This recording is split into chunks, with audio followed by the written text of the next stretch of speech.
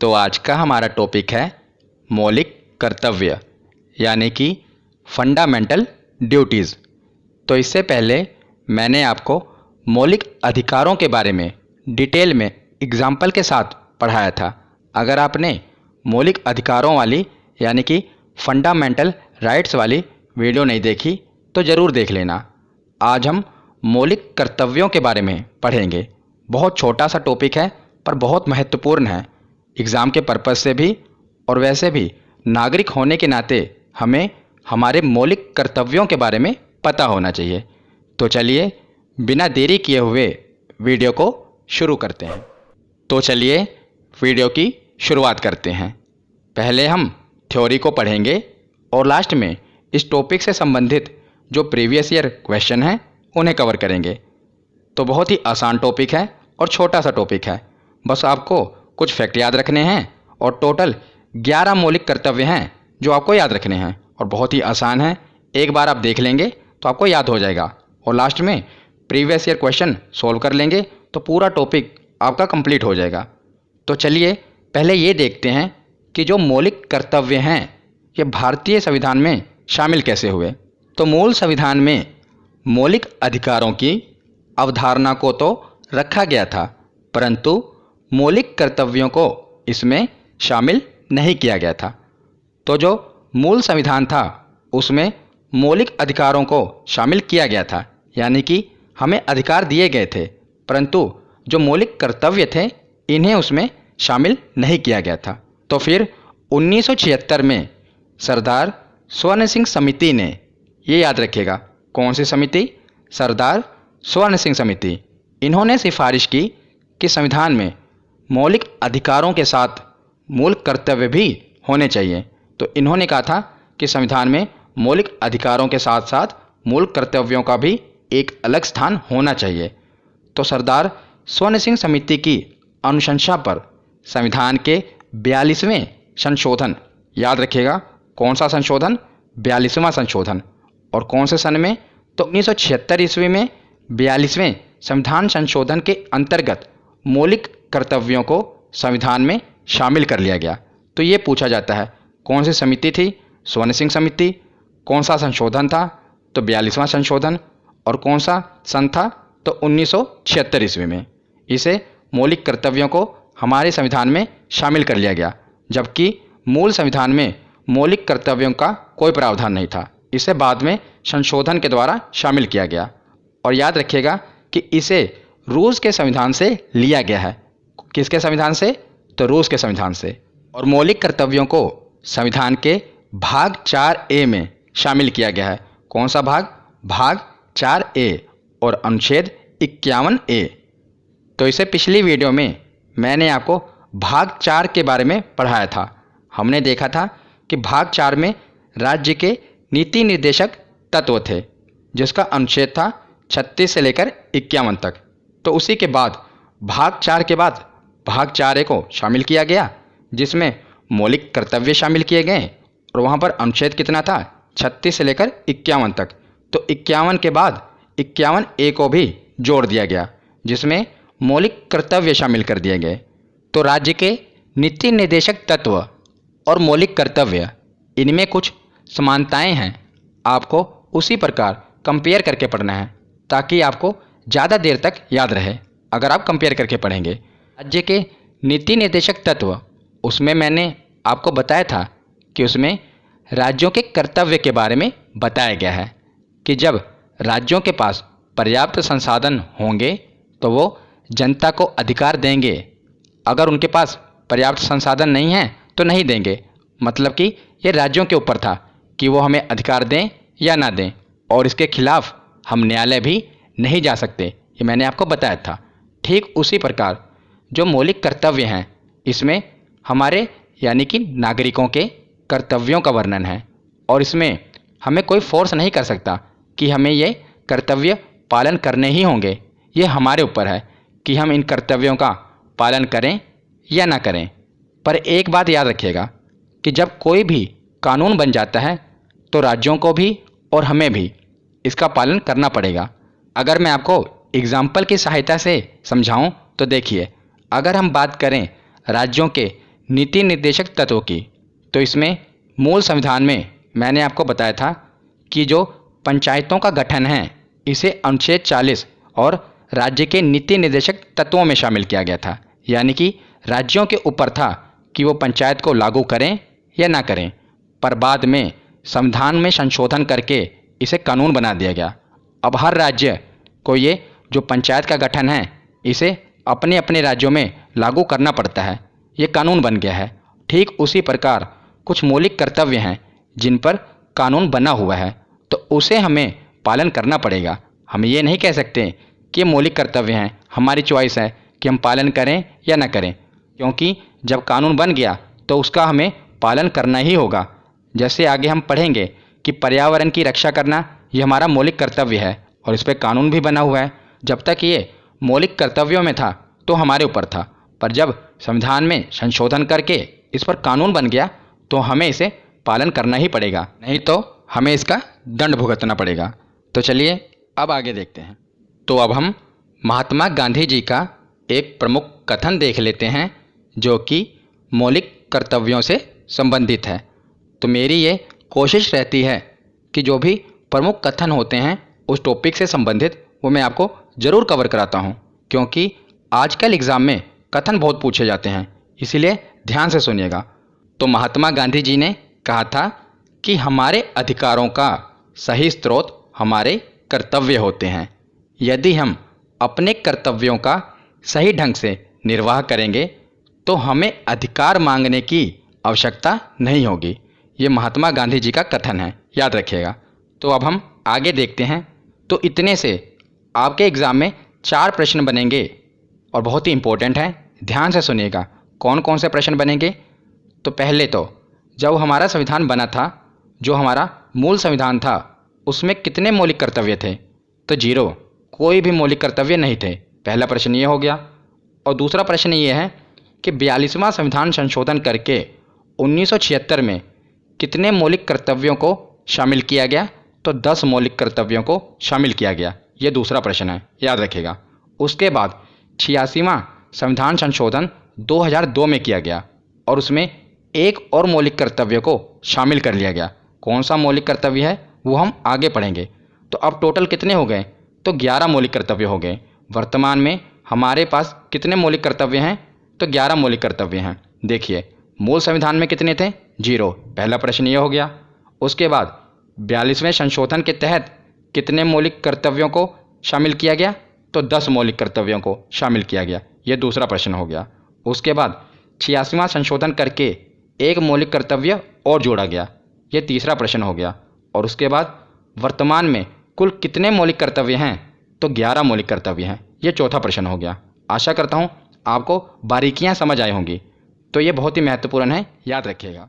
तो आगे बढ़ने से पहले मैं आपको बता दूं कि इस वीडियो का PDF आपको हमारे Telegram channel Study Vines official पर मिल जाएगा। वहाँ पर आपको मेरी सभी वीडियोस के फ्री ऑफ कॉस्ट PDF मिल जाएंगे, तो इसे ज़रूर ज्वाइन कर लेना और इसका लिंक वीडियो के डिस्क्रिप्शन में आपको मिल जाएगा। तो आगे अब हम जितने भी मौलिक कर्तव्य हैं उन्हें पढ़ना शुरू करते हैं। तो चलिए अब हम एक एक करके 11 मौलिक कर्तव्यों को पढ़ना शुरू करते हैं। तो पहला मौलिक कर्तव्य है कि प्रत्येक नागरिक का यह कर्तव्य होगा कि वह संविधान का पालन करे, उसके आदर्शों, संस्थाओं यानी कि जो न्यायालय है, संसद है, उसको, राष्ट्रध्वज को यानी कि हमारे तिरंगे झंडे को और राष्ट्रगान का आदर करे। यह प्रत्येक नागरिक का कर्तव्य होगा। तो ये पहला मौलिक कर्तव्य है।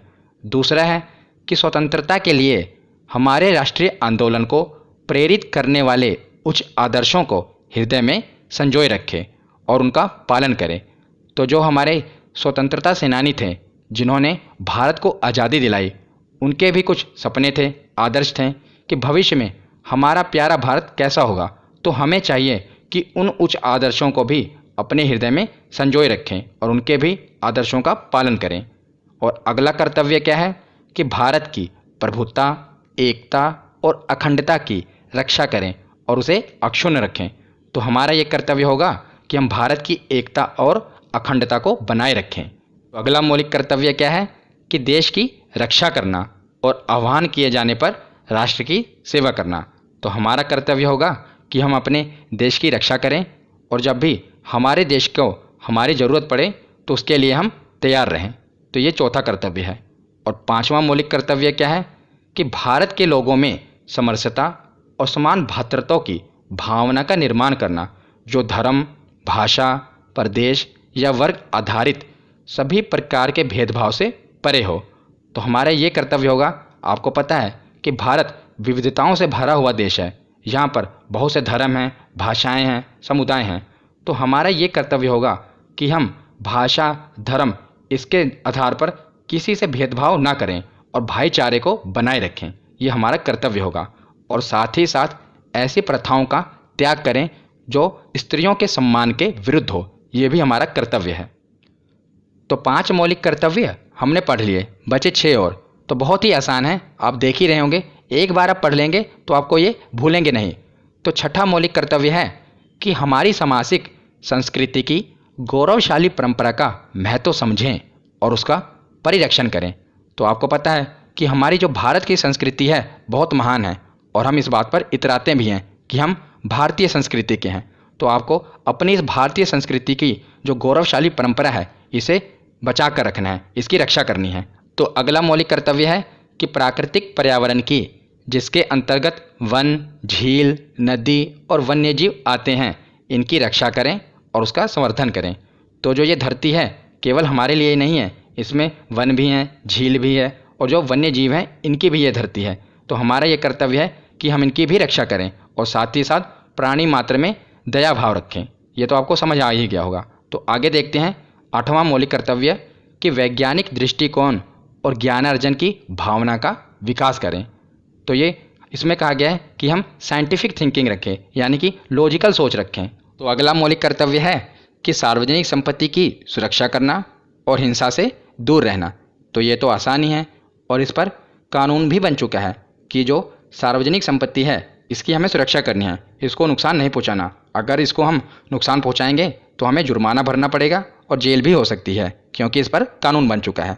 तो अगला मौलिक कर्तव्य है कि व्यक्तिगत एवं सामूहिक गतिविधियों के सभी क्षेत्रों में उत्कर्ष की ओर बढ़ने का सतत प्रयास करें। तो इसमें कहा गया है कि हम खुद भी आगे बढ़ें और लोगों को भी आगे बढ़ने के लिए प्रेरित करें, क्योंकि अगर हम आगे बढ़ेंगे तो देश आगे बढ़ेगा।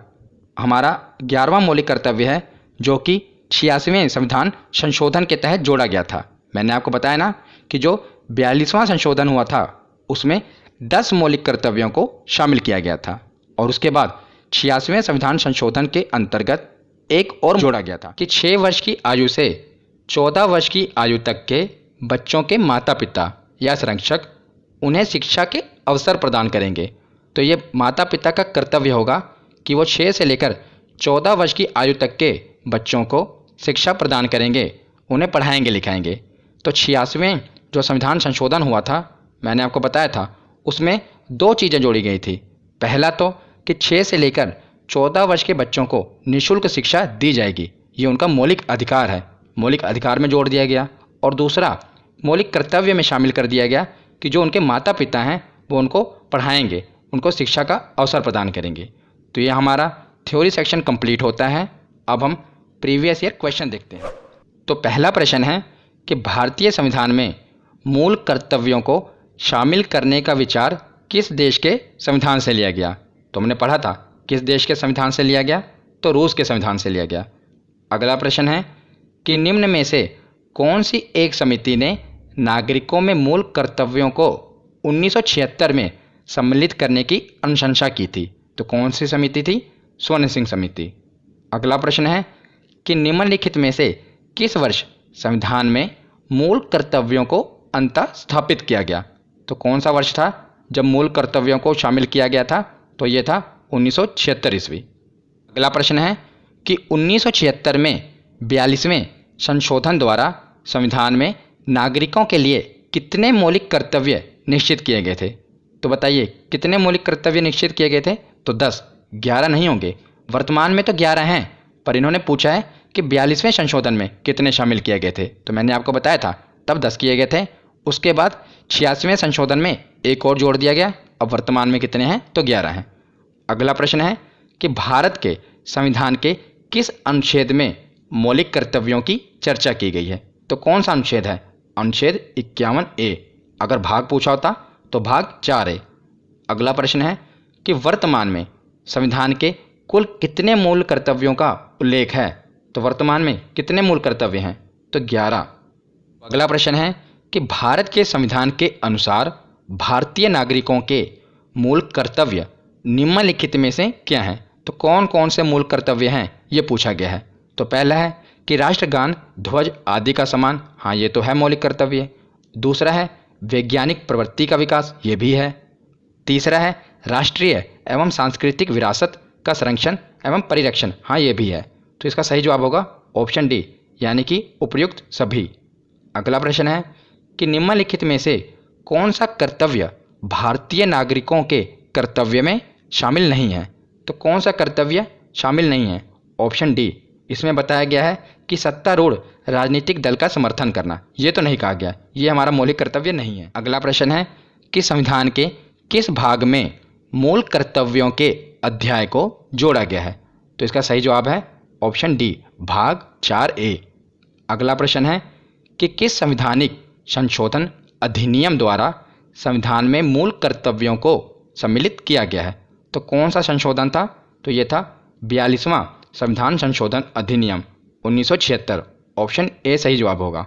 आज का आखिरी प्रश्न है कि 42वें संविधान संशोधन के 10 आचार आदर्शों को किस नाम से जाना जाता है? तो मैंने आपको बता ही दिया, ये तो बहुत ही आसान है, मौलिक कर्तव्यों के नाम से जाना जाता है। तो आज की ये वीडियो यहीं पर ख़त्म होती है। कैसी लगी ये वीडियो कमेंट सेक्शन में ज़रूर बताना। धन्यवाद।